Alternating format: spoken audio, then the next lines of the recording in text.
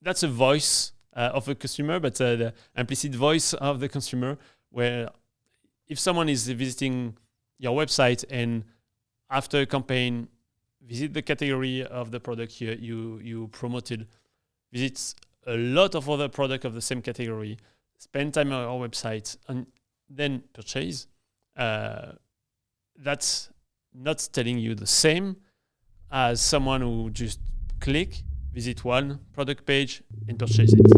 Welcome to the State of CRM podcast. I'm Matt. I'm Ben. And today we're going to talk about actioning the voice of the customer. And the reason that I'm saying actioning instead of listening is because although it is really important to listen, and we'll talk more about like what that means in terms of data and insights, translating that into action in terms of marketing strategy, targeting strategy, communication strategy, etc., is a bit of a gap that we've found in talking to marketers and actually based on some recent research that we did as well. So today we just wanted to talk a little bit around sort of the role that listening to your customer has to play in customer centricity. And the tactics that CRM marketers deploy can either enhance customer centricity as really being measured by the goodwill your customers have towards your brand and the lifetime value that they have for your company. But marketing tactics can actually erode customer centricity and customer value as well if they're deployed in ways that can actually be perceived to be irrelevant for customers or not in ways that are optimal towards the ways that they want to be communicated to. So a lot to unpack there, but really, customer centricity is the major focal point today, and basically how insights and listening to your customer can help you get there. Yeah. So Matt, we know that every marketers want to be customer-centric and intend to be customer-centric, but in the recent survey we did and distributes the report of the State of CRM report 2022, we discover interesting figures and interesting replies. So in the survey, we discovered that 60% of marketers are surveying their customer, but only 39% of them are taking action in their strategy, taking this feedback in their strategy.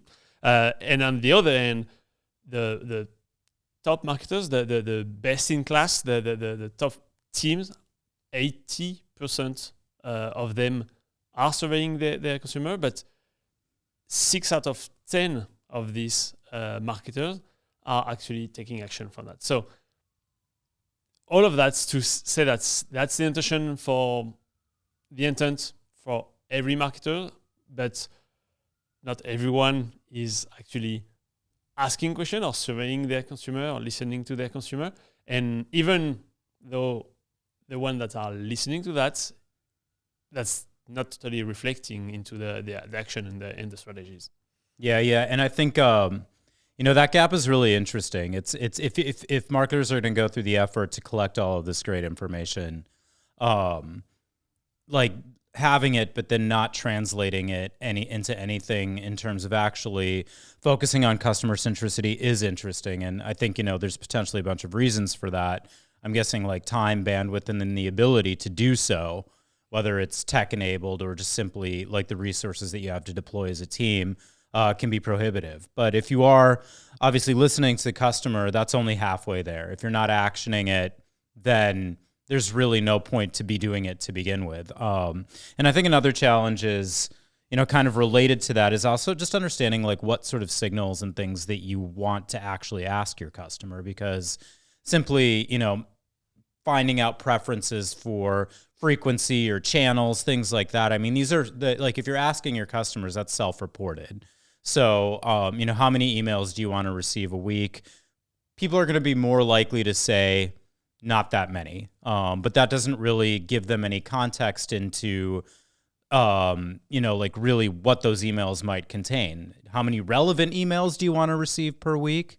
How many emails with products that you actually want to buy? Like that's a different type of question. So I think like, it's also important for marketers to think about exactly what they're asking and also the channel that they're asking it on as well. So is it a preference center? Is it a one-off market research survey where you're looking to delve more deeply into customer perceptions of your brand, your product, and your marketing communications, things like that? So another thing to think about, and I think that marketers struggle a little bit with, is in terms of just like how to ask questions and the types of information that they can receive from that to make it actionable. Because if you are going to refine and develop your marketing strategy, whether that's targeting or content or what have you, channel optimization, you need to have the right insights. And so it's important to think very strategically about the types of questions and what information you want to obtain. And I think that might also be part of why there's a gap between translating insight into strategy is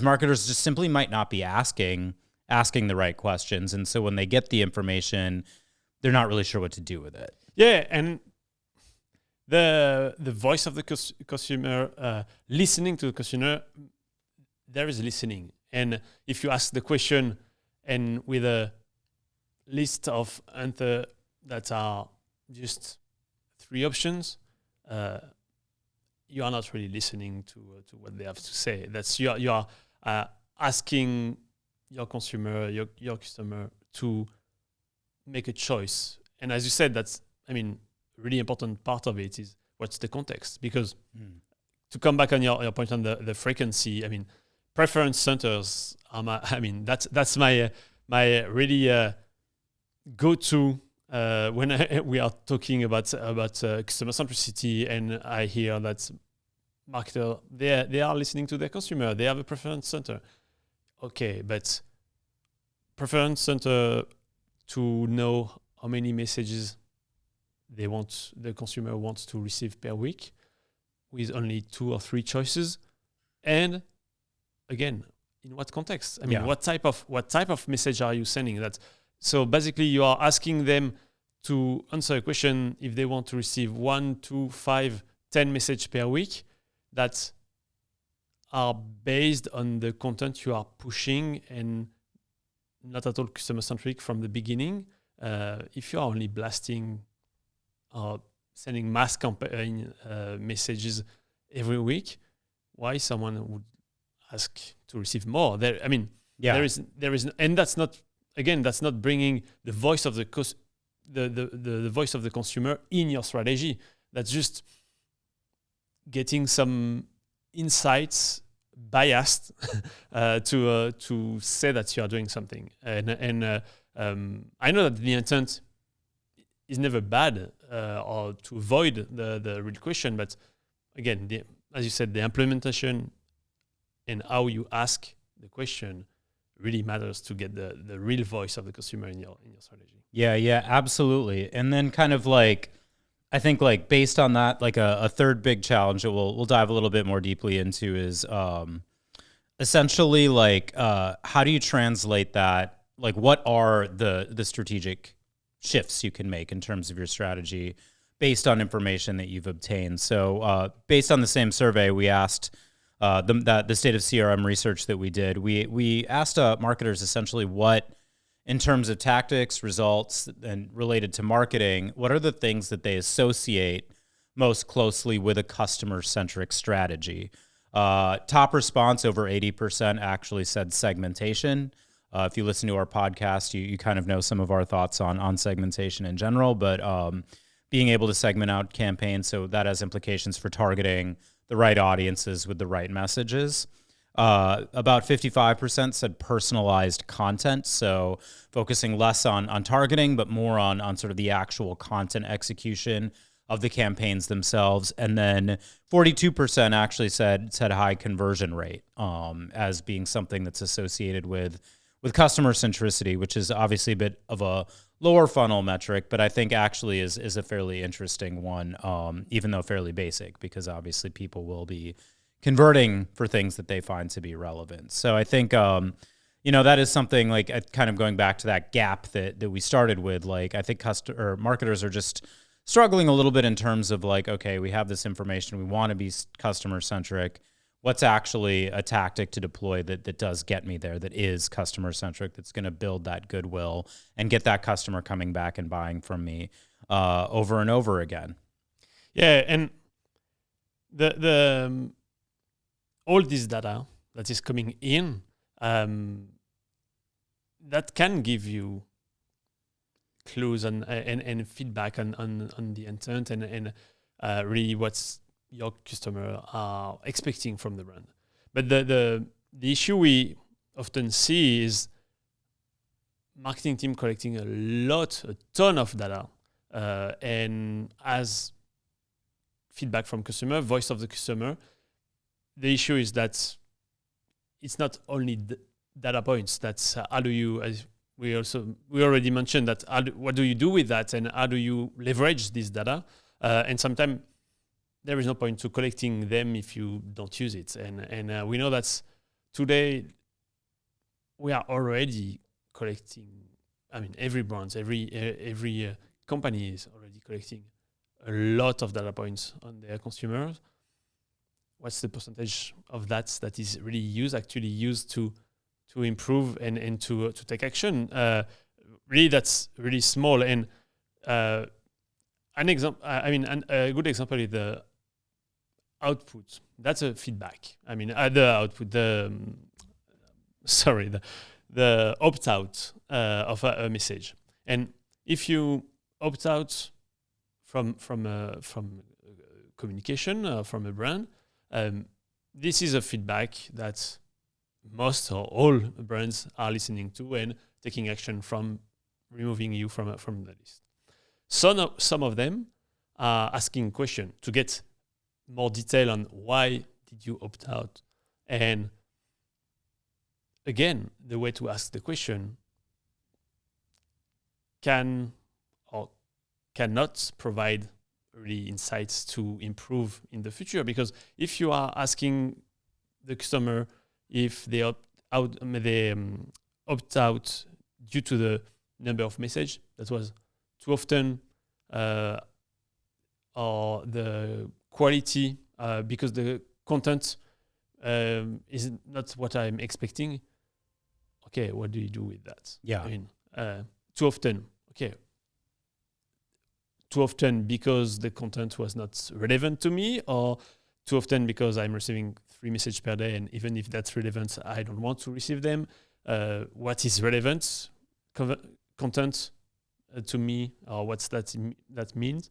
The question closed question can be really, really dangerous in a way that you will get answer, analyze that, take maybe action from that, but again, the way you ask the question is just bringing a bias in the answer. And for an opt-out question or opt-out field, maybe the best way to do that is to keep an open question and let the consumer just explain with their words why they are leaving the communication you are sending. Yeah, absolutely. I think opt-out's really interesting too, because I think it's a good example of how the interpretation of a response or of data can potentially lead you down the wrong path. Because, and this goes back to sort of what we hear related to unsubscribes as well, is,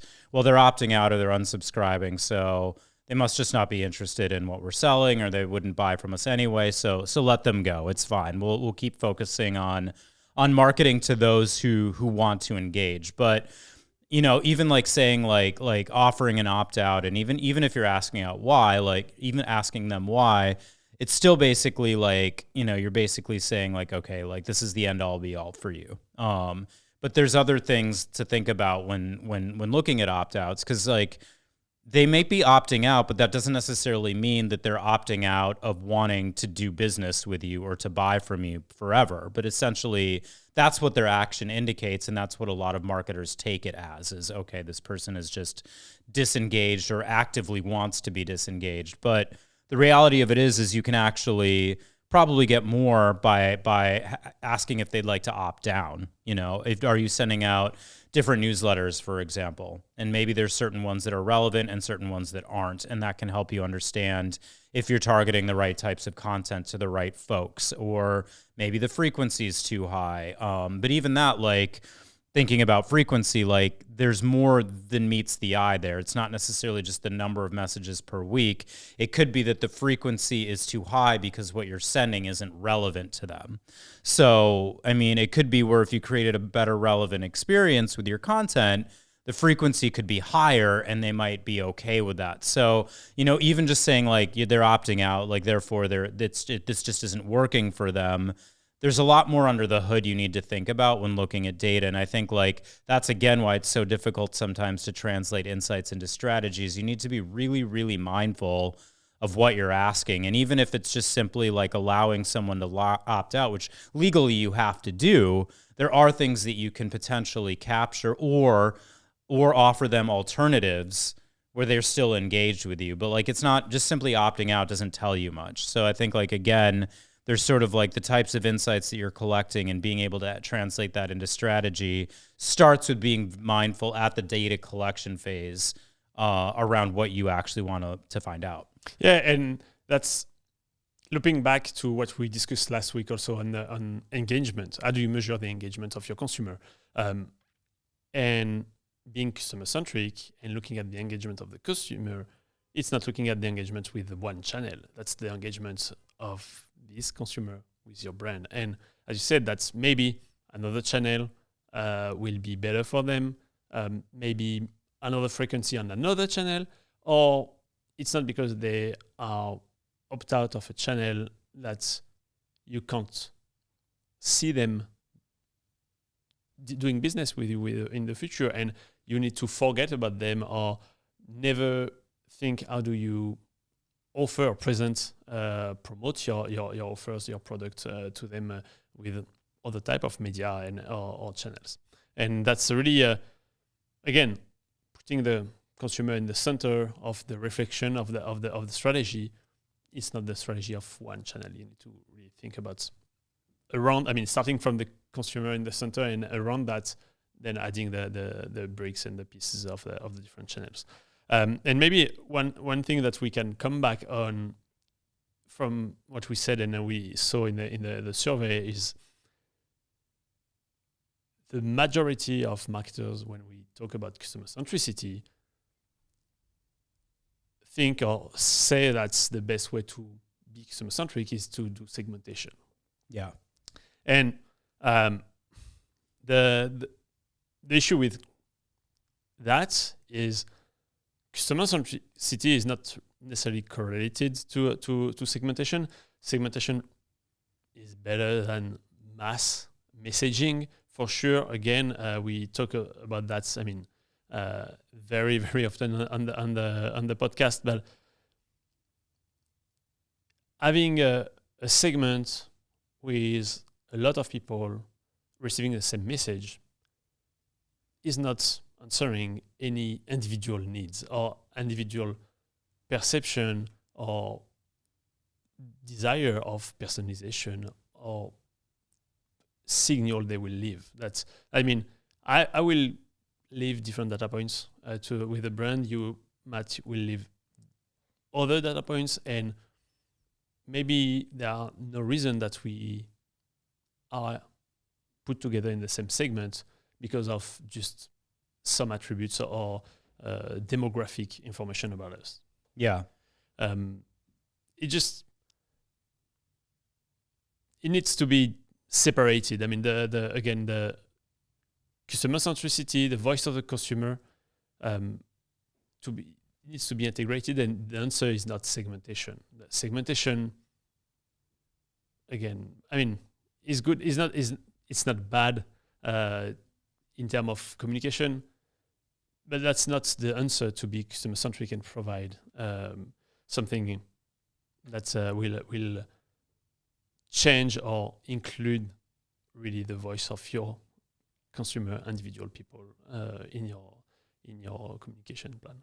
Yeah. And I mean, like, segmentation is so, like, we've talked a lot about it before, but it's the reason that marketers resort to it or focus so much on it is because you can do segmentation with limited amounts of data. So it's an easy, I'm not saying it's always easy, but it's easier to execute than to really like understand each individual customer, which, we have lots of content about as well. But I think it's just like a really good example of a limited use of insights and data. And I think like, it's interesting to me that kind of from the data perspective that like companies pour so much money into market research, understanding consumers in market, largely for acquisition, advertising purposes. But that sort of like diligence and science isn't really translated always into CRM. It's like, okay, well, we have a preference center. Maybe we'll ask a couple questions. Maybe we'll have a drop down and kind of bucket people that way, or what have you. Or maybe we'll try to ask a few marketing research questions in that preference center. But I think you really need to think about as a CRM marketer, I think you need to put your market researcher hat on as well. And it's not just about like preference centers are designed to tell you very specific things about how customers want to be communicated to, what's working with your specific marketing campaigns and what isn't. They need to be short. There's limited information that you can collect, although very important. And so I think like there's also thinking about other ways that you can get information from your customers and thinking about market surveys that are designed for your customer base specifically, that have questions tailored towards their perceptions of your brand, their perceptions of your product, what they like, what they don't like, what they remember about your marketing campaigns, how they perceive the different messages that you've been sending out. Is it relevant? Is it not relevant? Things like that. You can get into a lot more depth, and like obviously those are a lot more work in terms of actually like planning and building those surveys out, but they are really important. And that combined with preference centers can tell you a lot about how to optimize your strategy around sort of, again, like preference centers can tell you like what's specifically working from like a channel and content and frequency perspective, but that combined with those deeper insights can really help you understand more around like how you should design your marketing campaigns, like what the right media mix is that you should be using, and what is ultimately working and not, so that you can optimize that way. And then the last bucket is really like passive metrics that you're collecting every single day. Who's converting off of which campaigns, A/B testing, different content to find out what's resonating and what's not. And I think like going back to those statistics we were talking about earlier around like what is associated with a customer-centric strategy, 45% said conversions. And I think immediately people don't associate conversions with a measure of customer centricity. It's more like satisfaction metrics, retention, things like that. But ultimately, people are only going to buy things based on a campaign if that campaign is selling something that's relevant to them. So I think like also, thinking about lower funnel metrics sort of combined with some of these other more attitudinal based data points that you're collecting, that starts to paint a 360-degree picture of what of consumer perceptions, but also consumer behavior as well as it relates to reacting to your campaigns. Yeah, the implicit signal of how many pages, how many time they spend on your website, or how many articles they are buying in store or with you. The conversion rates, that's the conversion we are talking about converting as purchase, making a purchase. But there are a lot of other level in the funnel or the information that they are leaving you and you are not using. That's bring a lot more information and understanding of what they are expecting and being. That's a voice of a consumer, but the implicit voice of the consumer, where if someone is visiting your website and after a campaign, visit the category of the product you promoted, visits a lot of other products of the same category, spend time on our website, and then purchase, that's not telling you the same as someone who just visit one product page and purchase it. So at the end, you have the same conversion rate. You have one order, but the engagement, the time, that's tell you different things on the individual if they wanted to compare the product, read more on the description, technical aspect of the product. There are a lot of things that you can also get as an insight, and collect that are maybe more interesting to fine-tune the communication or improve the communication in the future. Maybe split the communication, as you were talking about A/B testing, but that can be really the same product but presented differently for different type of behavior in your consumer that you detected. And there are a lot of things that you can apply, a better strategy, a better way of communicating. And if you do that, maybe the answer on the preference center, say how many messages you want to receive per week, might change because you are more relevant to what they are expecting. Yeah, absolutely. And I think, again, even thinking about phrasing that question a little bit differently around like, if you were to receive like only things that you were relevant to you, like how many campaigns per week, things like that. Like there's ways you could word it that you could probably get a better idea of whether or not somebody just simply doesn't want to be communicated to or does. Like that's just like, it's two large groups of people and doesn't provide you a ton of insight. And I think the point you made around purchase journey is interesting as well, in terms of like, there is no one path to purchase anymore, especially digitally. So being able to understand each individual's signals, what they're telling you, that can give you a lot of information around what's relevant for them and what you should be sending them in the future. Like to your point, what they visited in terms of product pages or which channels they converted through, all of that. But it's different for everyone. And I think the approach a lot of marketers take is, well, okay, this seems to be on average the most effective path to purchase. Like, let's try to funnel them this way. But it's not how it works. And I think, like, to your point, Ben, like that's exactly where listening to customers, observing their behavior as well, both of those two things can really help you, optimize your strategy from a content perspective, from a targeting perspective, from an elevating, customer lifetime value perspective, and also just, even things like getting the most out of your loyalty program, which is something that we hear all the time, like buckets of high value customers, people that are supposedly hyper engaged, showing actually very little lift relative to the rest of your customer database. So that's a conversation potentially for another day, but I think a really good illustration of exactly how data can be used and sometimes doesn't always yield the results you want. Yeah. To summarize what we were saying, Matt, maybe the most important thing is listening to the consumer. The voice of the customer is super important, but in listening to someone, there is a big emphasis on listen and listen with an open mind. Not trying to get just replies to a question in a box, but really open your mind and being open to any replies and listening to that before taking action. Wise words. That's the end for today. Talk to you next week. See you next week. Bye.